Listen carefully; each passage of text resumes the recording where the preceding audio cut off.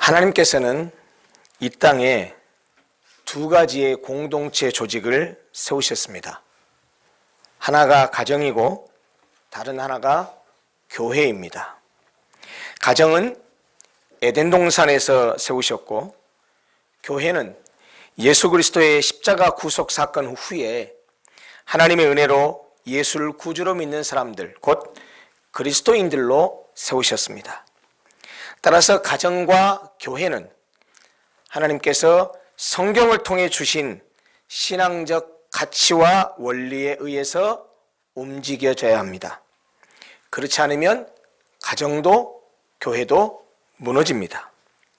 가정과 교회는 이 땅 위에 세워진 하나님 나라의 전형적이고 구체적인 샘플입니다. 그러기에 가정과 교회는 하나님 나라의 모습을 가져야 한다는 말입니다. 어버이 주일을 맞은 오늘, 가정 안에서 자녀된 우리들에게 주시는 하나님의 명령이 무엇인지 살펴보면서 그 말씀에 순종하기를 결단하고, 또 실제로 그렇게 순종함으로써 우리 모든 성도들의 가정이 하나님의 통치 아래로 들어가는 하나님 나라, 곧 가정천국을 이루게 되시기를 바랍니다. 나아가서 부모님의 사랑과 은혜에 감사하는 것은 물론이고, 교회와 이웃의 어르신들도 같은 마음으로 공경하고 섬길 수 있게 되기를 바랍니다. 미국에서는 5월 둘째 주일, 그러니까 주일날인데, 그러니까 오늘이 마더스데이입니다. 어머니 날이고요. 그리고 약 한 달 후인 6월 셋째 주를 파더스데이, 이렇게 마더스데이, 파더스데이가 미국은 따로 있습니다. 그런데 우리나라는 어버이라는 이 한 단어로 어머니와 아버지를 같이 통칭해서 말하는데, 1972년까지는 지난 5월 8일이 어머니 날이었습니다. 그랬던 것이 1973년에 대통령령으로 바뀌어서 어버이 날로 명칭이 바뀌었고, 어머니만을 위한 날이 아니고 아버지를 위한 날도 같이 해서 어버이 날로 그렇게 바뀌어서 오늘에 이르렀습니다. 어버이날이 되면 잘 부르는 노래가 두 곡이 있죠. 하나는 나 실제 괴로움 다 잊으시고, 이렇게 시작하는 이 노래, 이 노래는 양주동 선생님이 작사를 하셨고 이흥렬 선생님이 작곡하신 어머니의 마음이라는 노래입니다. 그리고 다른 하나가 또 있죠. 높고 높은 하늘이라 말들 하지만 나는 높은 게 또 하나 있지. 아주 귀에 익숙한 곡이죠. 어머님의 은혜라는 노래입니다. 이 두 곡 다 학교 교과서에 실려 있습니다. 그런데 오늘 주보를 보면 예배 마지막에 부르게 될 어머님 은혜는 방금 제가 불렀던 두 번째 노래, 그 노래입니다. 이 노래는 교과서에 실려서 이 가사가 1절과 2절까지밖에 없지만 사실은 본래 원곡은 3절도 있었습니다. 그 3절 가사는 이렇습니다. 산이라도 바다라도 따를 수 없는 어머님의 그 사랑, 거룩한 사랑, 날마다 주님 앞에 감사드리자. 사랑의 어머님을 주시는 은혜를. 가사를 들어보면 눈치를 채셨겠지만 본래 이 노래는 찬송가였습니다. 기독교 대한감리회 동부연회 초대 감독을 지내셨던 고 윤춘병 목사님이 작사를 하셨고, 한국 교회 음악사에 큰 획을 그으신 박재훈 목사님, 지금은 캐나다 토론토 큰빛교회 원로 목사님으로 일하고 계신 것으로 알고 있습니다. 그 박재훈 목사님이 작곡하셨습니다. 이 곡은 1953년에 어린이 찬송가 99장에 실렸고 어린이뿐만 아니라 교회에서 장년들에게까지 아주 잘 불리우고 아주 익숙한 찬송이 되었습니다. 그런데 기독교인들이 이 노래를 많이 불러서 세간에 많이 알려지기도 했지만 워낙 이 가사가 서정적일 뿐만 아니고 가사가 교육적이어서 그 덕분에 교과서에까지 실리게 되었습니다. 그런데 불행하게도 교과서에 실리면서 작사대의 신앙 고백을 담은 3절 가사는 삭제가 되고 1, 2절만 실려 있어서 지금은 학교에서 배우는 학교 교과서에는 2절까지만 실려 있습니다. 어버이날에 잘 부르는 이 두 곡의 가사를 보면 공통점이 있습니다. 어버이날임에도 불구하고 아버지 이야기는 안 나옵니다. 어머니만 이야기합니다. 참 이상한 것 같아요. 성을 불문하고 남자든 여자든 나이가 들면서 물론 아버지도 때때로 듬직한 아버지의 그 모습을 그리면서 아버님을 기억하고 떠올리고 또 아버님을 보고 싶어 하기도 하지만 그보다는 이상하게도 나이가 들면서 어머니에 대한 그리움이 더 커져가는 것 같습니다. 아마 모르긴 해도 험한 세상을 살아오면서 어머니의 따뜻하고 자유로운 품이 더욱 그리워지기 때문이 아닐까 생각합니다.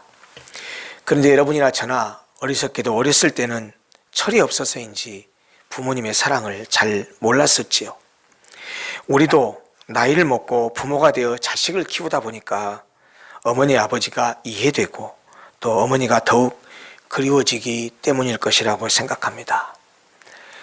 지난 주 5월 8일 어버이날이어서 그 어간의 SNS에서 많이 떠돌고 같이 공유가 됐던 시가 하나 있지요. 여러분 잘 아실 겁니다. 심순덕 님이 지으신 엄마는 그래도 되는 줄 알았습니다. 이 시가 우리를 그렇게 눈물 짓게 하는 이유도 바로 거기에 있는 것 같습니다. 한번 직접 제가 읽기는 그렇고 낭송된 영상이 있으니까 직접 한번 그 시가 어떤 내용인지 한번 들어보시기 바랍니다. 엄마는 그래도 되는 줄 알았습니다. 한여름 떼약볕을 머리에 인 채 홍해지고 온종일 밭을 매도 되는 줄 알았습니다. 엄마는 그래도 되는 줄 알았습니다. 그 고된 일 끝에 찬밥 한 덩이로 부뚜막에 걸터 앉아 끼니를 때워도 되는 줄 알았습니다.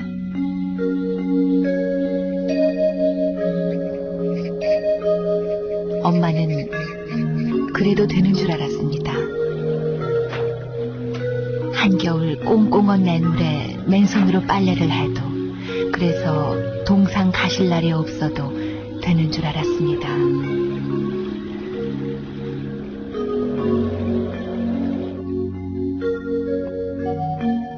난 괜찮다, 배부르다, 너희들이나 많이 먹어라. 더운 밥, 맛난 찬, 그렇게 자식들 다 먹이고 숭늉으로 허기를 달래도 되는 줄 알았습니다.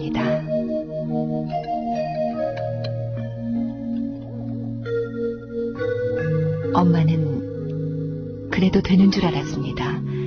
발뒤꿈치가 죄해져 이불이 소리를 내고 손톱이 깎을 수조차 없게 달아 문드러져도 되는 줄 알았습니다. 엄마는 그래도 되는 줄 알았습니다. 술 좋아하는 아버지가 허구한 날 주정을 하고 철부지 자식들이 속을 썩여도 되는 줄 알았습니다.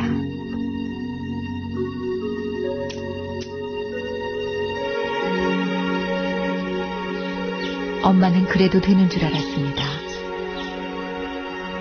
외할머니 보고 싶다 보고 싶다, 그것이 그냥 넋두리인 줄로만 알았습니다.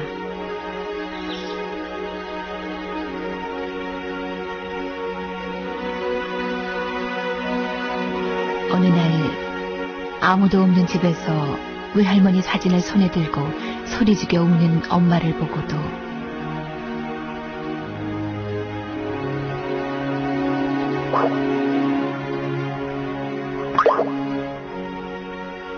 아, 그 눈물의 의미를 이 속 없는 딸은 몰랐습니다.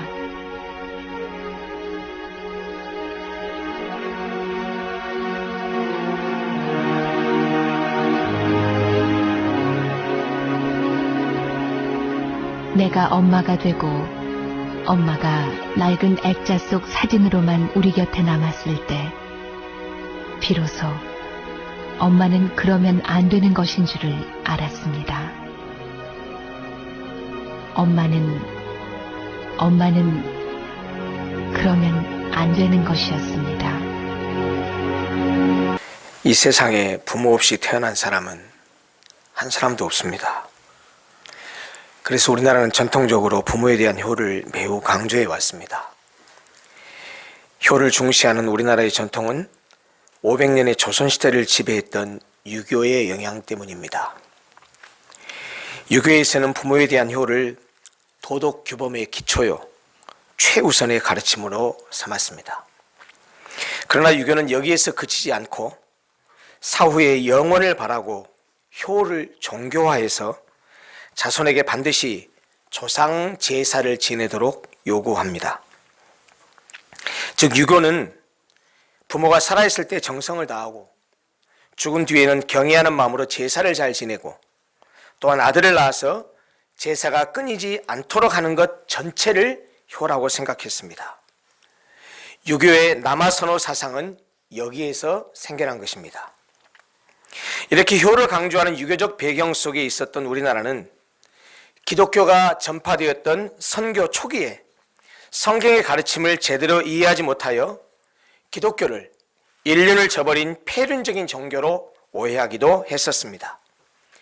조상의 위패도 모시지 않고 제사도 지내지 않는 종교는 효를 최고의 덕목으로 생각하는 유교적 가치관에서는 부모와 조상의 은덕을 모르는 몹쓸 종교요, 도저히 용납할 수 없는 종교로 생각되었을 것입니다. 사실 효는 유교의 전유물이 아닙니다. 효는 인간 사회의 가장 상식적이고 기본적인 덕목입니다. 모든 종교들이 효를 강조합니다. 기독교도 마찬가지입니다. 여전히 유교 문화 영향 아래에 있는 우리나라가 제사를 지내지 않는다는 이유로 기독교를 조상도 몰라보는 몹쓸 종교라고 하는 인식은 기독교에 대한 몰이해, 무지의 결과 아닙니다.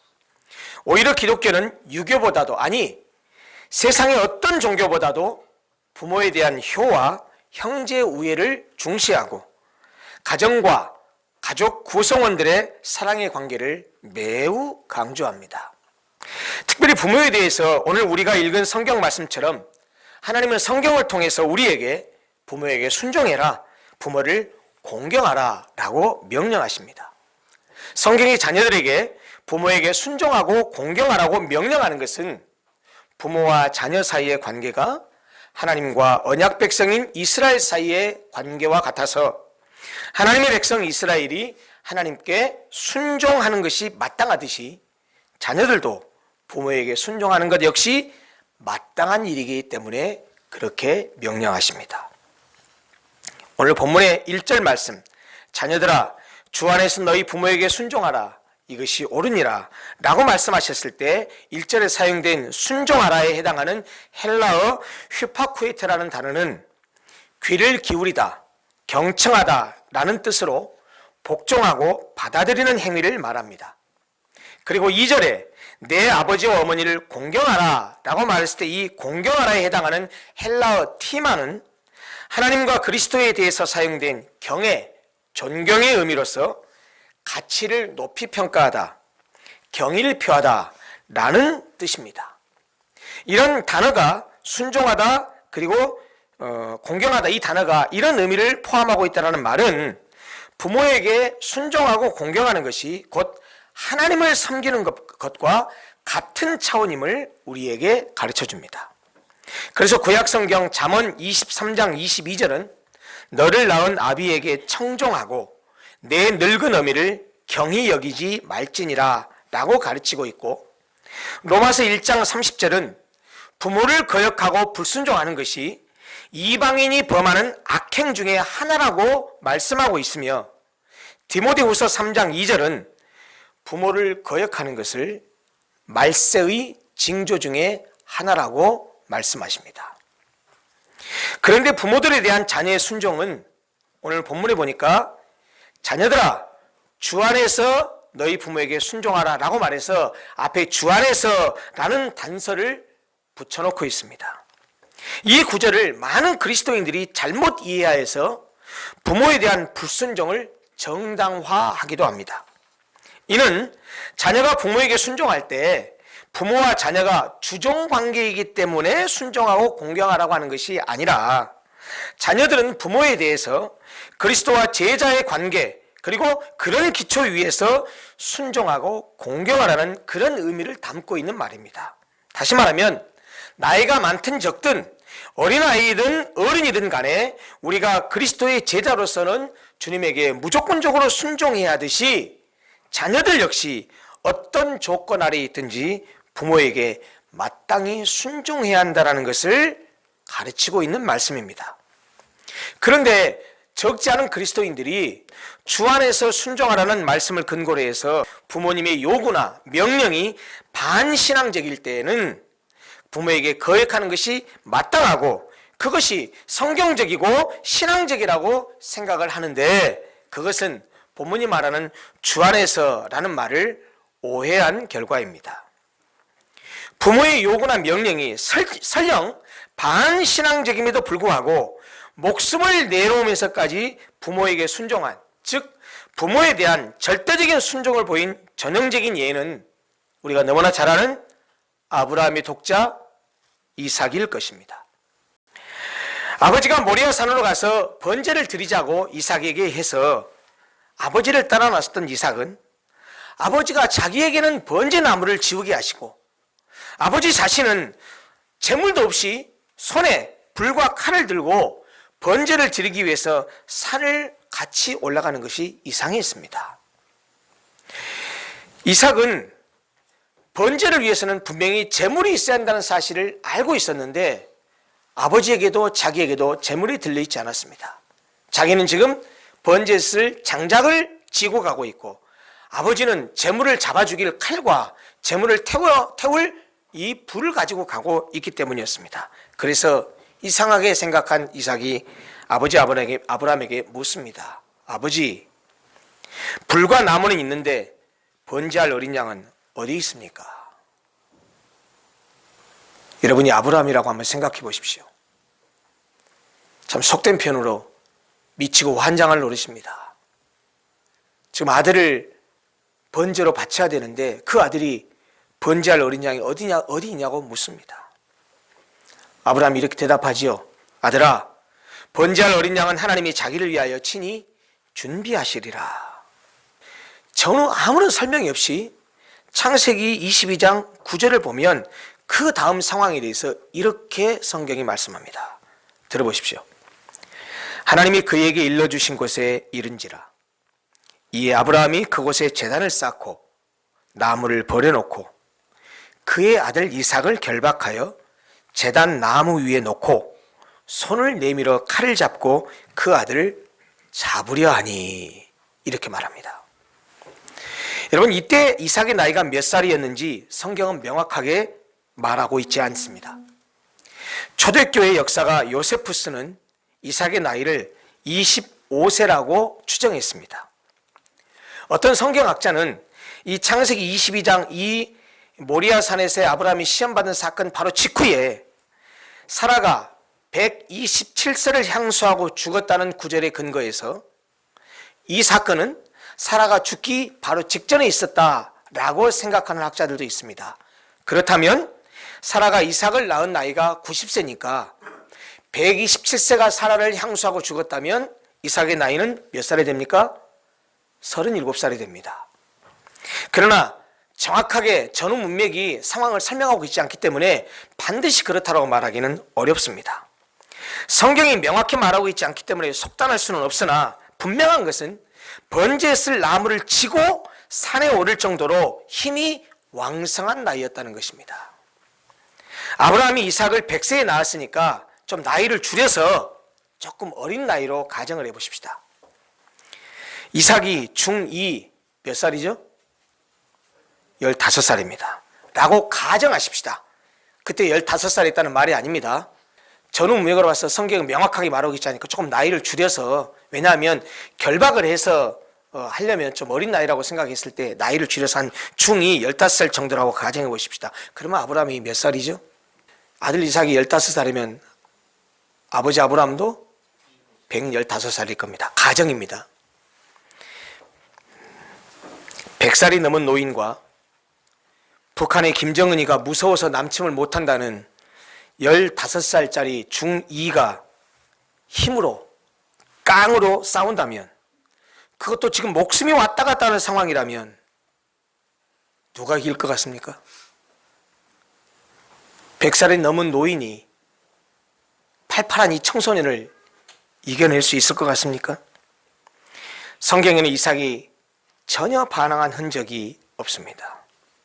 아버지가 자신을 결박하여 제단 나무 위에 놓고 칼로 자신을 치려 해도 반항하지 않았습니다. 우리가 이삭의 입장에서 한번 생각해 보십시다. 성경에 없는 내용입니다. 한번 상상력을 발휘해 보십시다. 우리가 이삭이 돼 보십시다. 자신을 제물로 바치려는 아버지의 행동은 아버지가 평상시에 자기에게 가르쳐준 신앙과 모순되었을 겁니다. 왜냐하면 인간을 제물로 바치는 제사, 곧 인신제사는 이방인들에게서나 찾아볼 수 있는 것이지, 하나님은 그런 인신제사를 요구하는 분이 아니었습니다. 아버지에게 순종할 것이냐, 비신앙적인 행위를 하려는 아버지에게 거역할 것이냐는 이삭이 내려야 될 판단이었습니다. 그런데 이삭은 자신을 희생제물로 바치려는 아버지 아브라함의 이해할 수 없는 행동에도 불구하고 전적으로 순응했습니다. 자기의 목숨을 내어놓으면서까지 그렇게 했다는 말입니다. 사랑하는 성도 여러분, 자녀가 부모에게 순종해야 되는 이유는 아주 간단합니다. 성경은 심플하게 말합니다. 그렇게 하는 것이 옳은 것이랍니다. 자녀가 부모에게 순종하는 것은 옳은 것이랍니다.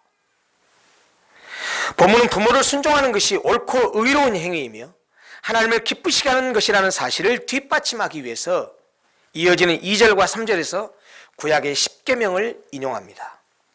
그래서 부모 공경이 계명이다, 하나님이 주신 계명이라는 사실을 명백히 하십니다. 2절과 3절 이렇게 말씀했죠. 내 아버지와 어머니를 공경하라. 이것은 약속이 있는 첫 계명이니 이로써 내가 잘되고 땅에서 장수하리라. 그렇습니다. 성경이 말하고 있는 것처럼, 이 에베소서 본문이 얘기하고 있는 것처럼 부모 공경은 약속이 주어진 첫 계명입니다. 여러분 잘 아시다시피 하나님은 애굽에서 종살이하던 그의 백성 이스라엘을 탈출시켜서 하나님이 이미 아브라함에게 약속하셨던 젖과 꿀이 흐르는 땅 가나안으로 인도하셨습니다. 그들이 가나안 땅을 향해서 가는 도중 시내산에 이르렀을 때 하나님께서는 모세를 부르셔서 그들에게 10계명을 돌판에 새겨 주셨습니다. 두 개의 돌판에 새겨진 것처럼 10계명은 두 종류의 계명으로 나뉘어집니다. 1계명에서 4계명은 하나님에 대한 계명, 즉 대신 계명이라고 하죠. 그리고 5계명부터 10계명까지 6개의 계명은 인간에 대한 대인 계명입니다. 그런데 그 10개의 계명 가운데 5번째 계명이 뭐냐면 내 부모를 공경하라입니다. 이 5번째 계명은 인간에게 주어진 이 6개의 계명 가운데 첫 번째 계명일 뿐만 아니라 10계명 가운데 다른 계명들과는 달리 내 하나님 여호와가 내게 준 땅에서 내 생명이 길리라 라고 하는 약속이 주어져 있는 계명입니다. 그런데 본문에서 약속이 있는 첫 계명이라고 말했을 때 이 첫에 해당하는 헬라어 프로테라는 단어는 순서적으로 말했을 때 첫 번째라는 뜻도 있지만 중요성이라는 의미를 얘기할 때는 으뜸, 최고, 첫 번째 이런 뜻을 가지고 있습니다.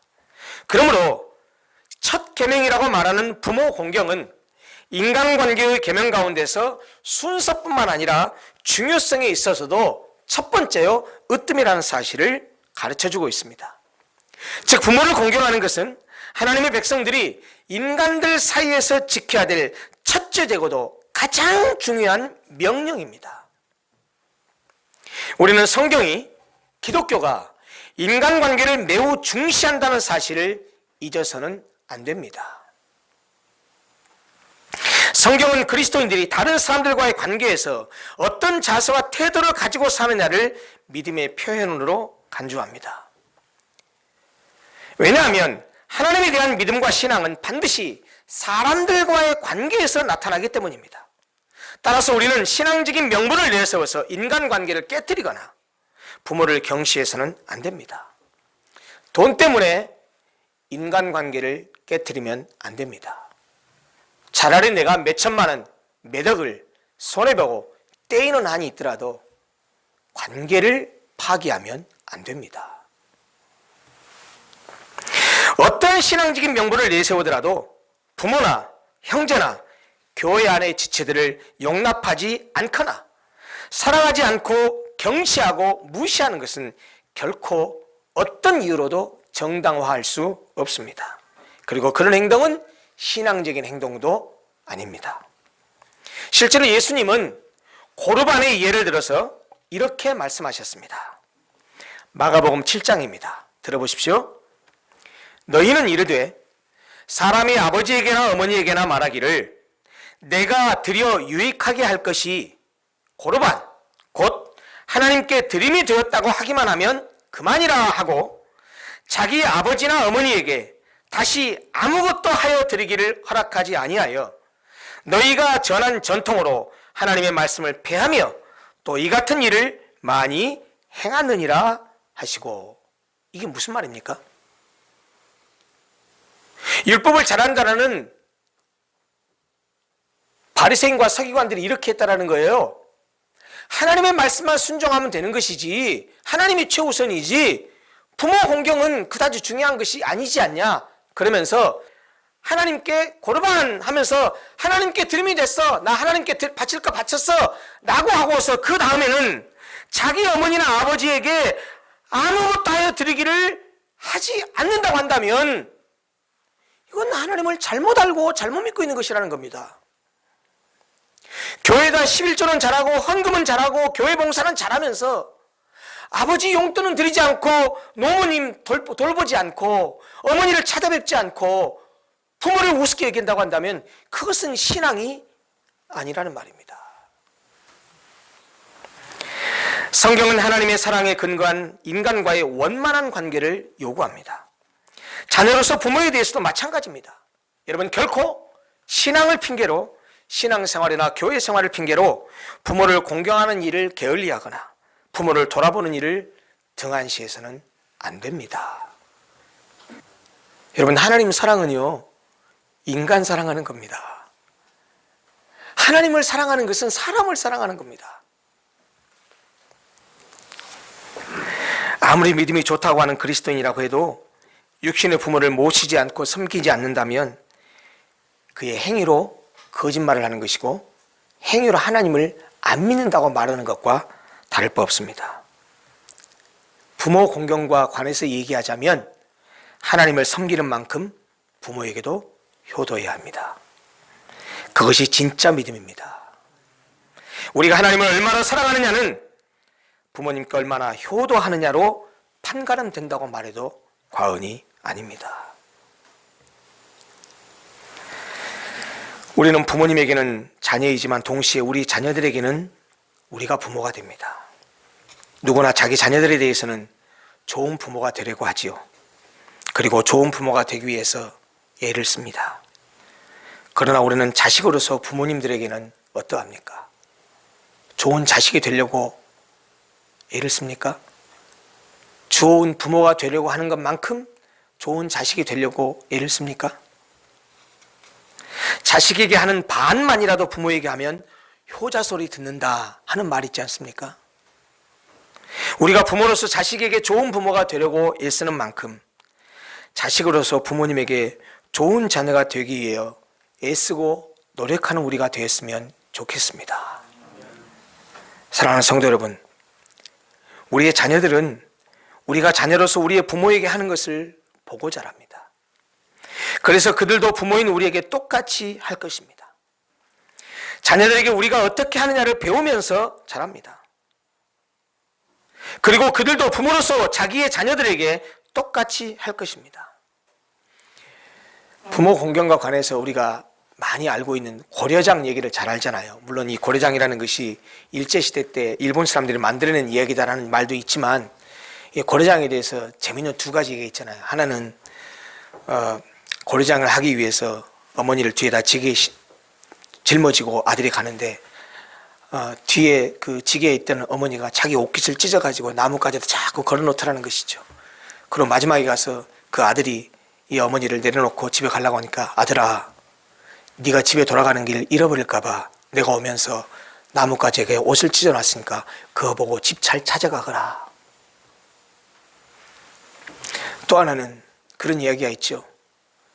고려장을 하러 이 아들이 어머니를 지게에 지고 가면서 아마 자기 아들을 데리고 갔나 봐요.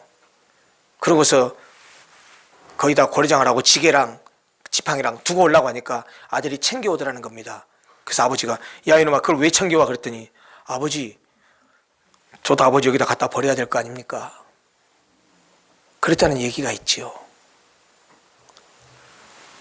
자식들은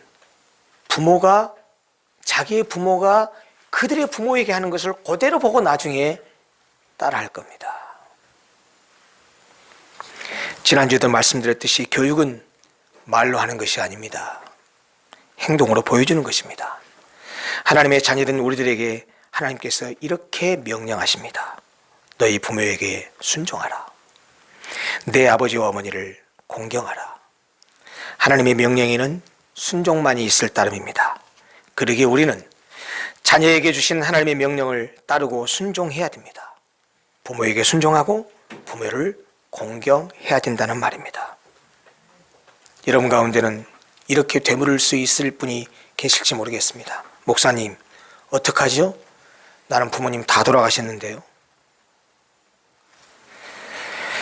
만약에 부모님이 돌아가셔서 계시지 않는다면 교회 안에 계시는 부모님 같은 분들, 내 부모님처럼 모시고 공경해 있으면 좋겠습니다. 나아가 이웃의 어르신들을 우리의 부모님처럼 여기고 그들을 공경하며 기쁘게 해드렸으면 좋겠습니다. 이웃의 어르신들을 우리 부모님처럼 여기고 그들을 공경하고 기쁘게 해드리는 것, 그것이 곧 주님을 기쁘게 해드리는 것입니다. 그것이 곧 가정을 천국으로 만드는 비결이요, 그것이 우리가 사는 사회를 따뜻하게 만드는 비결입니다. 게다가 그렇게 하면 하나님이 우리를 잘되게 하시고 땅에서 장수하게 하시는 복을 주신다고 약속하셨습니다. 부모님이 이제 힘도 없고 경제력도 없고 육체도 쇠약해지셨다고 해서 경히 여기거나 우습게 여기지 마십시다. 오히려 부모님을 즐겁게 해드리고 부모님에게 기쁨이 되어드리십시다. 부모님에게 기쁨이 되어드리고 부모를 순종하고 공경하고 교회와 이웃의 어르신들을 그렇게 섬기는 것은 우리 그리스도인들이 이 땅에서 행해야 될 가장 기본적인 의무입니다. 우리가 아까 잠깐 보았던 영상처럼, 우리가 봤던 그 시의 구절처럼 부모는 당연히 그래도 되는 줄 알아서는 안 됩니다. 자녀들에 대한 부모님의 사랑과 희생을 당연히 여기지 말고 부모님께 감사한 마음을 가지고 또 부모에 대한 자녀들의 섬김과 효행도 당연하다는 사실을 잊지 말고 부모님께 효도를 다해야 할 것입니다. 부모님을 기쁘시게 해야 할 것입니다. 특별히 시댁 식구들에게도 잘하십시오. 여성분들, 남편의 어머니 아버지는 나의 어머니 아버지입니다. 마찬가지입니다. 처가 부모님께 잘하십시오. 아내의 어머니 아버지는 곧 나의 어머니 아버지입니다. 그리스도인들이 이 부모의 공경에 관한 하나님의 말씀을 잘 기억하고 이 말씀을 순종해 살아간다고 한다면 적어도 그리스도인들이 이룬 가정은 천국이 되리라고 확신합니다. 여러분, 아내가 시부모를 귀중히 여기고 정말 효도를 하면 남편은 그 아내에게 더 잘합니다. 반대도 마찬가지죠. 남편이 처가에 잘하면 그 아내는 남편을 하나님처럼 떠받들고 섬길 것입니다. 이게 잘 안 되고 거꾸로 되면 남편은 자기 부모만 챙기고 아내는 자기 부모만 챙기면 부부 사이에 불협화음이 생깁니다. 사랑하는 성도 여러분, 우리에게 만약에 부모님이 계시면 오늘 우리에게 주신 말씀처럼 부모님의 명령에 순종하고 부모님을 공경하십시다. 혹 부모님이 다 돌아가시고 안 계시거들랑 교회 안에 있는 나이 드신 어르신들을 내 부모님이라고 생각하고 그렇게 공경하고 따랐으면 좋겠습니다. 내 이웃집에 사는 한 동네에 사는 어르신들도 그런 마음으로 공경하고 섬기며 살아가는 우리 사랑하는 성도들이 됐으면 좋겠습니다. 오늘 설교를 마무리하면서 부모 공경에 관한 성경에 있는 몇 구절을 그냥 읽어드리고 설교를 마무리하려고 합니다. 오늘 본문 에베소서 6장 1절부터 3절입니다. 자녀들아, 주 안에서 너희 부모에게 순종하라. 이것이 옳으니라. 내 아버지와 어머니를 공경하라. 이것은 약속이 있는 첫 계명이니 이로써 내가 잘되고 땅에서 장수하리라. 골로새서 3장 20절입니다. 자녀들아, 모든 일에 부모에게 순종하라. 이는 주 안에서 기쁘게 하는 것이니라. 구약성경 잠언 23장 22절과 25절 말씀입니다. 너를 낳은 아비에게 청종하고 내 늙은 어미를 경히 여기지 말지니라. 내 부모를 즐겁게 하며 너를 낳은 어미를 기쁘게 하라. 기도하겠습니다.